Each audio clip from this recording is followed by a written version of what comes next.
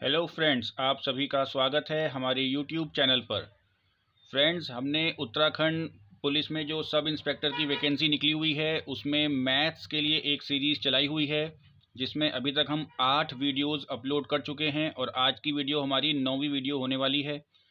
So friends, अभी तक मैंने आपके साथ 3 टॉपिक कवर कर लिए हैं, जिसमें तीसरा टॉपिक अभी चल रहा है। उसमें मैं और वीडियोज़ भी लेकर आऊँगा और आज की वीडियो में भी उस पर सवाल मैं लेकर आया हूँ। तो सबसे पहले हमने जो है आयु से संबंधित प्रश्न किए थे। उसके बाद हमने प्रतिशत, जो हमारा टॉपिक है परसेंटेजेस, उसको कवर करा दिया था। तीसरा टॉपिक जो हमने लिया था वो था सिंप्लीफिकेशन, यानी कि सरलीकरण, जो कि अभी चल रहा है। उसके वीडियोस में अभी आगे और भी लेके आऊँगा। इस बीच फ्रेंड्स क्या हुआ कि अभी 17 तारीख को आपको पता है कि उत्तर प्रदेश में भी पुलिस की एक वैकेंसी आई हुई थी, जिसका एग्ज़ाम हुआ था और उस एग्ज़ाम में भी मैथ के जो है क्वेश्चन आए हुए थे। तो आज की वीडियो में फ्रेंड्स मैं उत्तर प्रदेश पुलिस में जो मैथ के क्वेश्चन आए हैं एग्ज़ाम में, उनको सॉल्व कराने वाला हूं, क्योंकि इसी तरह के सवाल आपको अपने उत्तराखंड की जो सब इंस्पेक्टर की वैकेंसी है उसमें भी देखने को मिलेंगे। मैथ्स का सिलेबस ऑलमोस्ट सिमिलर था दोनों वैकेंसीज़ में, जो यूपी में आई थी उसमें भी और जो उत्तराखंड में आई हुई है उसमें भी। तो देखिए, शुरू करते हैं वीडियो को। बहुत ही इंपॉर्टेंट क्वेश्चन ये आज के होने वाले हैं। वीडियो को आप पूरा देखिएगा और जैसा भी आपके इस वीडियो के बारे में विचार रहते हैं वो आप मुझे कमेंट सेक्शन में लिख के ज़रूर बताइएगा। कोई भी सुझाव रहता है, शिकायत रहती है, या कोई भी अगर आप अप्रिसिएशन करना चाहते हैं, तो जो भी है आपके मन में जो भी रहे आप मुझे कमेंट सेक्शन में लिख के बता सकते हैं। वीडियो को अगर पसंद आए तो लाइक ज़रूर करिएगा। चैनल को सब्सक्राइब नहीं किया हो तो सब्सक्राइब कर लीजिएगा, क्योंकि ये सीरीज़ तो लगातार चलने वाली है। अभी बहुत सारी वीडियोज़ आने वाली हैं, क्योंकि अभी बहुत सारे टॉपिक हमारे बचे हुए हैं। तो लगातार मैं इन टॉपिक्स पे वीडियो लाता रहूँगा। तो देखिए, आज का पहला सवाल है जो कि अभी यूपी पुलिस के पेपर में ये आया हुआ है। 17 तारीख को ही एग्जाम हुआ था। देखिए, सरलीकरण से ही जुड़ा हुआ सवाल है, बॉड मास से रिलेटेड, जिस पे अभी मैंने 2 वीडियो डाल भी दी हैं। अगर आपने वीडियो नहीं देखी है तो हमारे चैनल पर जो प्लेलिस्ट बनी हुई है यूके सब इंस्पेक्टर, वहाँ पर जाके आप सारी वीडियोज़ को देख सकते हैं। प्लेलिस्ट का लिंक जो है मैं डिस्क्रिप्शन में भी डाल दूंगा यहाँ पर। चलिए अब जल्दी से सॉल्व करते हैं इस क्वेश्चन को। देखिए, यहाँ पर सिंपल बॉड मास का क्वेश्चन है। देखिए, यहाँ पर आप डिवाइड का साइन देख रहे हैं, एडिशन, मल्टीप्लाई और सब्ट्रैक्शन, यहाँ सब कुछ हो रखा है। बस हमको इसको सॉल्व करके इसकी वैल्यू फाइंड आउट करनी है। तो आपको पता है कि बॉड मास रूल में डिवीजन और मल्टीप्लिकेशन को सेम प्रेसिडेंस दिया हुआ है। ये मैंने आपको कई बार समझा दिया है पिछली वीडियोस में। तो जो पहले आता है उसको हमें कर लेना होता है। तो सबसे पहले हम 120 को 3 से यहाँ पर डिवाइड कर लेंगे। तो डिवाइड करके आपको मिल जाएगा 40, है ना। उसके बाद अभी बाकी चीज़ों को हम एज इट इज़ यहाँ पर लिख लेते हैं। सो फ्रेंड्स, अब देखिए, यहाँ पर मल्टीप्लाई का जो प्रेसिडेंस है वो मैक्सिमम है। तो सबसे पहले हम यहाँ पर मल्टीप्लाई को करेंगे। तो आप जानते हैं 8 3 24 हो जाएंगे, 8 3 24। तो यहाँ पर हमारे पास ये आ जाता है। अब एडिशन और सब्ट्रैक्शन में अगेन जो प्रेसिडेंस है वो समान है, तो जो पहले आ जाए उसको आप पहले कर लीजिए। तो 60 में 40 में आप जो है यहाँ पर 24 जोड़ेंगे तो आपको मिलेगा 64, 64। और तो फ्रेंड, अब यहाँ पर आप इस 64 में से 40 को सब्ट्रैक्ट कर दीजिए तो आपको मिलता है 24, जो कि है इस प्रश्न का सही उत्तर। तो 24 है इस सवाल का सही जवाब। चलिए आगे बढ़ेंगे। नेक्स्ट क्वेश्चन भी देखिए सरलीकरण पर ही आया था, सिंपल बॉड मास पर ही आया था। इसको भी हमें सॉल्व करके इसका मान निकालना है। देखिए, अगेन सबसे पहले हमें यहाँ पे डिवाइड का साइन दिख रहा है, तो सबसे पहले हम डिवाइड ही कर लेंगे। देखिए, 36 तिया 108 होते हैं, तो यहाँ पर आपको सीधे सीधे 3 मिल जाएगा। और फिर मल्टीप्लाई में 1/4 प्लस 2/5 मल्टीप्लाई बाय, इसको आप चाहें तो जो हमारी अनुचित भिन्न होती है ना, इम्प्रॉपर फ्रैक्शन, उसमें आप कन्वर्ट कर लीजिए। तो 4 तिया 12, 12 और 1 13, तो ये हो जाएगा 13/4, 13/4। अब देखिए, यहाँ पर भी मल्टीप्लाई का साइन है, यहाँ पे भी मल्टीप्लाई का साइन है। आप चाहें तो दोनों मल्टीप्लाई एक साथ कर सकते हैं, कोई दिक्कत नहीं है। तो 3 1 3 और अपॉन में यहाँ पर है 4, यानी 3/4।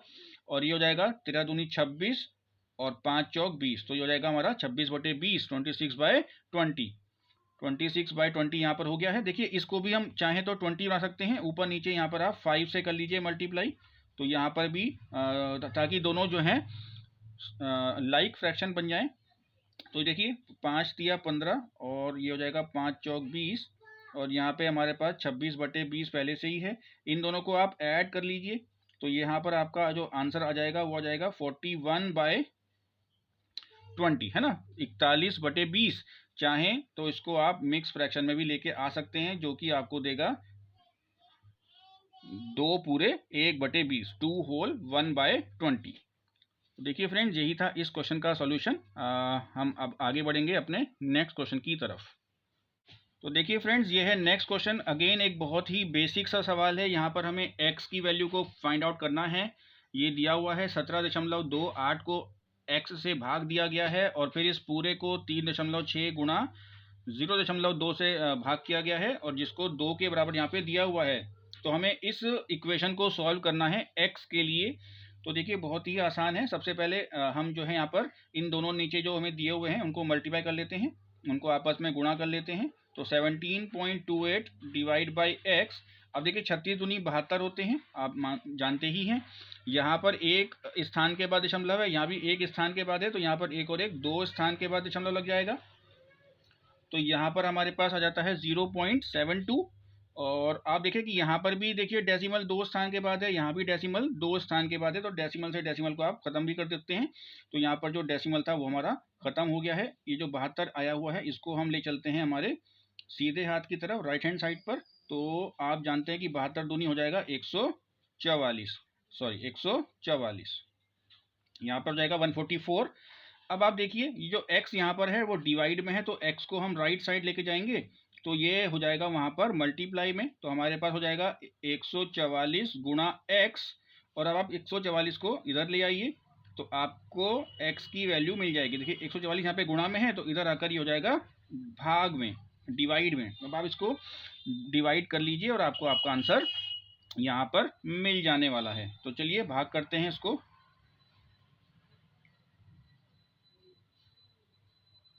तो 144 एकम 144, 144 बनता 144, सब्ट्रैक्ट यहाँ पर आप कर लीजिए, 28 बचते हैं। ऊपर से आपने 8 उतारा, अभी जा रहा है 2 पे। तो सीधे सीधे आपका जो आंसर आ जाता है वो 12 आ जाता है। तो x इक्वल्स टू 12 है इस क्वेश्चन का आंसर। x का मान यहाँ पर 12 के बराबर है। यही है इस सवाल का सही जवाब। तो उम्मीद कर रहा हूँ फ्रेंड्स आपको ये क्वेश्चन समझ में आ गया होगा। चलिए बढ़ते हैं अपने नेक्स्ट क्वेश्चन की तरफ। ये भी काफ़ी एक इजी क्वेश्चन जो है आया हुआ था और ऐसे ही क्वेश्चन फ्रेंड आपको यूके पुलिस के एग्जाम में भी देखने को मिलेंगे। तो आपको मैथ्स से ज़्यादा घबराने की ज़रूरत नहीं है फ्रेंड। देखिए मैथ जो है वो प्रैक्टिस मांगता है। अगर आप कॉन्सेप्ट को समझ लेते हैं और प्रैक्टिस कर लेते हैं तो मैथ से अच्छा सब्जेक्ट और वेल स्कोरिंग सब्जेक्ट तो कोई है ही नहीं। तो मैथ से घबराने की तो कोई यहाँ पर ज़रूरत है ही नहीं। आपको बस अपने तैयारी पर भरोसा रखना है और तैयारी करनी है और कॉन्फिडेंटली आप पेपर में जाइए, अच्छे से अटेम्प्ट कीजिए। मैथ में आपको कोई दिक्कत यहाँ पर आने वाली नहीं है। और हमारे चैनल के साथ आप जुड़े रहिए, हम आपको लगातार वीडियोस मिलती रहेंगी, साथ साथ आप प्रैक्टिस करते रहिए। हमेशा हमारी जब वीडियो आप देखते हैं तो पेन पेपर लेकर बैठे करिए और मेरे साथ जो है क्वेश्चन को सॉल्व किया करिए। उसके बाद 1-2 बार उन क्वेश्चंस को आप दोबारा अपने आप सॉल्व किया करिए, उससे आपकी हो जाएगी प्रैक्टिस और पेपर में आपको कोई दिक्कत फिर आने वाली नहीं है। तो चलिए आगे बढ़ते हैं। देखिए अगेन एक बहुत ही आसान सा क्वेश्चन यहाँ पे दिया हुआ है। यहाँ पे देखिए 2 संख्याएं दी हुई हैं जिनका यहाँ पर योग है, फिर यहाँ पर एक क्वेश्चन मार्क दे दिया है और इसको बराबर दे दिया है इस नंबर के। तो कुछ भी नहीं है। देखिए बहुत ही बच्चा, ये तो बिल्कुल बेसिक क्वेश्चन है, एकदम बच्चा सवाल है। इन दोनों को आप जोड़ लीजिए और इसको राइट हैंड साइड शिफ्ट कर दीजिए, उधर जाके वो सब्ट्रैक्ट हो जाएगा। जो आपकी वैल्यू आएगी वो आपका आंसर यहाँ पे हो जाएगा। आप मान लीजिए कि यहाँ पर x होगा, है ना। तो सबसे पहले आप इन दोनों को जोड़ लीजिए। देखिए यहाँ पर दशमलव के बाद 3 स्थान है तो यहाँ पर भी 3 स्थान करने के लिए एक 0 आप अपने तरफ से लगा लीजिए, कोई दिक्कत नहीं है। तो 2 और 0 यहाँ पे हो जाएगा 2, फिर 1 और 9 हो जाएंगे 10, 10 का 0 और 1 आप ले जाएंगे कैरी में, 3 और 1 कैरी का 4, 4 और 1 यहाँ पे हो जाएगा 5, दशमलव के स्थान पर दशमलव लगा दीजिए आप। 8 और 2 10, 10 का हो जाएगा 0, 1 आपका चला गया कैरी में, 6 और 1 कैरी का 7, 7 और 7 14, 14 का 4 आ गया, 1 चला गया अगेन कैरी में, 3 और 1 4, 4 और 0 4 और 5 का 5। तो यहाँ पे आप मान लीजिए कि आपके पास x है। अब ये आपको इसके बराबर दिया हुआ है 9018.618। अब आप इसको जो है राइट साइड ले जाइए, बस आपको यहाँ पर घटाना है और अपना आंसर ले आना है। बहुत ही एकदम आसान सरल सा ये क्वेश्चन है। घटाने के लिए आप चाहें तो ऐसे कॉलम के फॉर्म में भी लिखकर आप कर सकते हैं, अगर आपको ऐसे घटाने में आसानी होती है तो। देखिए 8 में से 2 गए 6, 1 में से 0 गया 1, 6 में से 5 गया 1, 8 में से 0 गए 8, 11 बन जाएगा। यहाँ पे आपको लेना पड़ेगा उधार, तो ये 11 बन जाएगा। 11 में से 4 गए 7, 9 में से 4 गए 5 और 8 में से 5 गए 3, तो ये है इस क्वेश्चन का सही जवाब 3578.116। बहुत ही बिल्कुल बेसिक क्वेश्चन था, चौथी पाँचवीं की मैथ का ये सवाल था, बिल्कुल भी मुश्किल सवाल ये नहीं था। ऐसे सवाल पेपर में आ जाए तो आपको तो खुशी से पागल होना चाहिए फ्रेंड्स कि ऐसा सवाल हमको ये नौकरी के लिए कैसे हमारे पेपर में आ गया है। चलिए देखिए अगला क्वेश्चन करते हैं। ये थोड़ा अच्छा सवाल है, ठीक ठाक सवाल है, ये भी मुश्किल नहीं, आसान है। कहता है how long will a boy take to run around a square field of side 25 metre if he runs at the rate of 9 kilometre per hour. एक लड़का जो है एक वर्गाकार खेत के चारों ओर भाग रहा है। वर्गाकार खेत की जो भुजा है वो आपको 25 मीटर दी हुई है। हमें बताना है कि इस वर्गाकार खेत के चारों ओर भागने में इस लड़के को कितना समय लगेगा। अगर उसके भागने की जो गति है वो 9 किलोमीटर प्रति घंटा है, तो 9 किलोमीटर प्रति घंटा की स्पीड से अगर एक वर्गाकार खेत के चारों तरफ भागा जाए तो कितना समय लगेगा। अगर वर्गाकार जो क्षेत्र है उसकी भुजा 25 मीटर हो। देखिए अगर वर्गाकार क्षेत्र की भुजा 25 मीटर है तो उसका जो परिमाप होगा वो 100 होगा। आपको मालूम है कि परिमाप जो होता है वो भुजा गुणा 4 होता है, तो सीधे सीधे आपको परिमाप मिल जाता है। परिमाप यानी कि पेरीमीटर, पेरीमीटर जो है आपका वो 100 मीटर है। बहुत ही सिंपल सी बात है कि पेरीमीटर आपका यहाँ पर 100 मीटर है। अब देखिए जो गति आपको दी हुई है वो किलोमीटर प्रति घंटा में दी हुई है, तो इसको भी आप मीटर प्रति सेकंड में बदल लीजिए। तो मीटर प्रति सेकंड में बदलने के लिए आपको क्या करना होता है, आपको 5/18 से गुणा कर देना होता है अपनी किलोमीटर प्रति घंटा वाली गति को। अगर आपको किलोमीटर पर आर को मीटर पर सेकंड में चेंज करना है तो जस्ट आप उसको 15/18 से गुणा कर दीजिए। देखिए यहाँ पे 9 दूनी 18 हो जाएंगे, तो सीधे सीधे यहाँ पर आ जाता है 5/2 जो के बराबर होता है 2.5 के, यानी 2.5 के बराबर होता है।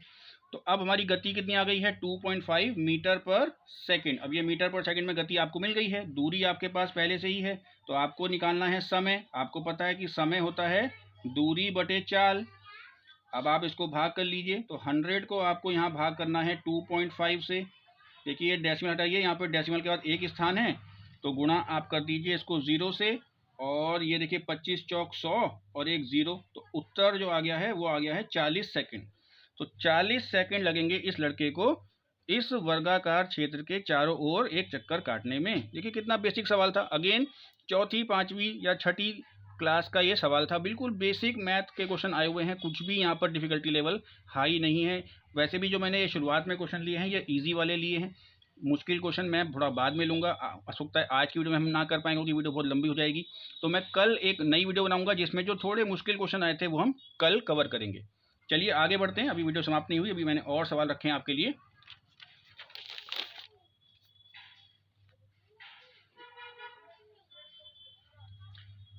तो देखिए फ्रेंड्स ये है अगला सवाल। देखिए ये थोड़ा सा मुश्किल सवाल था क्योंकि ये थोड़ा 10वीं के लेवल का सवाल था। हालांकि ऑप्शन से दिमाग लगाकर इसको भी कर सकते थे। 2 ऑप्शन तो अपने आप ही कट जा रहे थे जो पॉजिटिव वाले हैं। जो नेगेटिव वाले 2 ऑप्शन हैं उनके बीच में कन्फ्यूजन बच्चों को हो सकती है। लेकिन मैं आपको बताता हूँ कि देखिए ये जो क्वेश्चन है ना, ये एक समांतर श्रेणी का प्रश्न है जो कि कक्षा 10 का सवाल आता है। कक्षा 10 में आता है समांतर श्रेणी, हिंदी जिसको इंग्लिश में कहते हैं अरिथमेटिक प्रोग्रेशन। अब देखिए यहाँ पे क्या हो रहा है, यहाँ पे सभी पद जो हैं पिछले पद में -6 जोड़कर मिल रहे हैं। अगर हम ऋणात्मक 6 जोड़ दें पिछले पद में तो आपको अगला पद यहाँ पर मिल रहा है। तो यहाँ पर देखिए उसको हम कह देते हैं डी, जिसको हम कहते हैं कॉमन डिफरेंस। तो हमारा कॉमन डिफरेंस जो है वो यहाँ पर है -6। अब यहाँ पर देखिए हमसे 21वां पद पूछा है, तो आपको nth टर्म का यहाँ पर फॉर्मूला लगाना था, nवां पद आपको निकालना था। आप जानते हैं कि nth पद का जो फॉर्मूला है वो क्या है, a + n-1 और मल्टीप्लाई में यहाँ पे रहता है d, जहाँ पे a हमारा होता है पहला पद, n होता है पदों की संख्या और d हमारा होता है कॉमन डिफरेंस, जो कि हमें मालूम है कि यहाँ पर -6 दिया हुआ है। n भी आपको दिया हुआ है, n आपको यहाँ पर 21 दिया हुआ है। बस ये सारी वैल्यू आप यहाँ रख दीजिए और आपको मालूम चल जाएगा कि आपका 21वां पद कौन सा है। 21वां पद ही तो आपको यहाँ पर निकालना है, 21st टर्म। तो देखिए a हमारे पास है 26, n हमारे पास है 21 -1 और d हमारे पास है -6। इसको आपको सॉल्व करना है। देखिए ये 21 में से एक जगह 20 और 20 की गुणा करेंगे -6 के साथ, तो आपको मिल जाएगा -120 हो गए आपके। और यहाँ पर आपके पास है प्लस के 26, तो आपका जो फाइनल आंसर आ जाता है वो जाता है माइनस के 94। बस यही इसका जवाब है। जो इस जो ये सीरीज़ है, सीक्वेंस है, उसका जो 21वां पद होने वाला है वो -94 यानी -94 होने यहाँ पर वाला है। बहुत ही आसान सा सवाल है, बस आपको इस फॉर्मूले का यहाँ पर इस्तेमाल करना था, जो कि समांतर श्रेणी में होता है कि एनवा जो टर्म होता है, nth टर्म यानी एनवा पद, वो होता है a + n-1 इंटू डी, जहाँ पर a पहला पद होता है, n पदों की संख्या होती है और d हमारा होता है कॉमन डिफरेंस। तो उम्मीद कर रहा हूँ फ्रेंड्स ये क्वेश्चन आपको समझ में आ गया होगा। चलिए आगे बढ़ते हैं, एक क्वेश्चन और लेते हैं। ये भी एक बेसिक मैथ का क्वेश्चन है, 6ठी 7वीं का सवाल है बिल्कुल। देखिए क्या कह रहे हैं, salaries of Rohan and Sohan are in the ratio 2:3 if the salary of each is increased by 2000 the new ratio becomes 40:57. what is Soham's present salary. तो देखिए रोहन और सोहन के वेतन में 2:3 का अनुपात है। अगर दोनों का वेतन 2000 रुपये बढ़ा दिया जाए तो जो नया अनुपात हो जाता है वो 40:57 हो जाता है। तो हमें सोहम की वर्तमान जो वेतन है, सोहन का वर्तमान वेतन, वो हमें यहाँ पर निकालना है। तो देखिए मान लेते हैं कि रोहन की जो अभी की सैलरी है वो 2x है, और मान लेते हैं कि सोहम की जो अभी की सैलरी है वो 3x है। मैंने आपको पहले ही बताया हुआ है पहले की वीडियोज़ में कि जब भी आपको ऐसे रेशो के सवाल मिलें तो आप रेशो वाली वैल्यू के साथ ही x लगा करके अपनी चीज़ों को आप मान लिया करिए। अब देखिए दोनों की सैलरी को बढ़ा दिया गया 2000, तो जो रोहन है उसकी सैलरी कितनी हो जाएगी 2x + 2000, और सोहम की जो सैलरी है सोहन की वो कितनी हो जाएगी, वो हो जाएगी 3x + 2000। दोनों की सैलरी में ही 2000 बढ़ाया गया है, और ये जो अनुपात है वो आपको 40:57 दिया हुआ है, 40:57 दिया हुआ है। तो ये आपकी इक्वेशन बन गई, इसको आपको सॉल्व कर लेना है। x की वैल्यू पहले आपको फाइंड आउट यहाँ पर कर लेनी है। देखिए हम करेंगे क्रॉस मल्टीप्लिकेशन, तो हमें मिलेगा 114x + 114 और 3 0 है ना, 1,14,000। ऐसे ही यहाँ देखिए 120x और ये हो जाएगा +80 और 3 0 और तो 80,000। ठीक है, अब आप देखिए हम क्या करते हैं, ये जो 114x है इसे तो उल्टे हाथ पे ले जाते हैं, और जो ये 80,000 हमें मिल गए हैं इसको हमें उल्टे हाथ पे ले जाते हैं। तो देखिए 1,14,000 - 80,000 इक्वल टू हो जाएगा आपका 120x - 114x। अब यहाँ पर आप सब्ट्रैक्ट कर लीजिए, 114 में से आप 80 निकालेंगे तो कितना बचेगा, 34 बचेगा आपके पास, है ना। 34,000 बच गया आपके पास, और यहाँ पर आपके पास बच गया 6x। तो x का जो मान आ जाएगा वो आ जाएगा 34,000/6। अच्छा, हमें निकालनी है सोहम की सैलरी जो कि है 3x। तो यहीं पर अगर हम सोहम की सैलरी निकालना चाहें तो इसको आप 3 से गुणा कर लीजिए, तो आपको सोहम की सैलरी मिल जाएगी। तो बटे 6 और गुणा यहाँ पर 3, 3 दूनी 6 और यहाँ पर आप काटिए तो आ जाएगा 17,000। तो जो सोहम की वर्तमान जो सैलरी है वो है यहाँ पर 17,000। उम्मीद कर रहा हूँ फ्रेंड्स आपको ये क्वेश्चन यहाँ पर समझ में आया होगा, है ना। सबसे पहले देखिए हमने मान लिया कि रोहन की सैलरी है 2x और सोहम की वैल्यू है 3x, फिर दोनों में 2000 जोड़ दिया और दोनों का अनुपात हमको 40:57 दिया हुआ है। इसको हमने x के लिए सॉल्व करना था। x की जो वैल्यू आ रही थी वो आ रही थी 34,000/6, 34,000/6, लेकिन हमको तो निकालनी है सोहम की वर्तमान सैलरी जो कि हमने 3x मान ली थी। तो इसको 3 से गुणा कर दीजिए आप, 17,000 आपका जो है सीधे सीधे आंसर निकल आता है। तो फ्रेंड्स ये थी आज की वीडियो। अभी थोड़े सवाल बचे हुए हैं, यूपी पुलिस में जो मैथ के क्वेश्चन आए थे, थोड़े मुश्किल सवाल मैंने आज नहीं लिए हैं। मैंने आज पहली वीडियो में आसान सवाल से शुरुआत की। कल जो है मैं इसका सेकंड पार्ट लेके आऊँगा जिसमें बाकी बचे हुए सवाल को हम सॉल्व करेंगे। तो अगर आपको आज की वीडियो अच्छी लगी हो फ्रेंड्स तो इसको लाइक कर लीजिएगा, चैनल को सब्सक्राइब कर लीजिएगा और बेल आइकॉन को प्रेस कर दीजिएगा ताकि जब मैं कल वीडियो डालूँ तो आप तक नोटिफिकेशन पहुँच जाए। इसके साथ साथ कोई भी आपका सुझाव रहता है, कोई कमेंट रहता है तो आप मुझे लिख करके कमेंट सेक्शन में ज़रूर बताएं, और मैं आपके सवाल का या कोई भी संदेह का जो भी उत्तर है देने की पूरी कोशिश करूँगा। चलिए फ्रेंड्स, मिलते हैं कल अगले हिस्से के साथ। तब तक के लिए गुड बाय।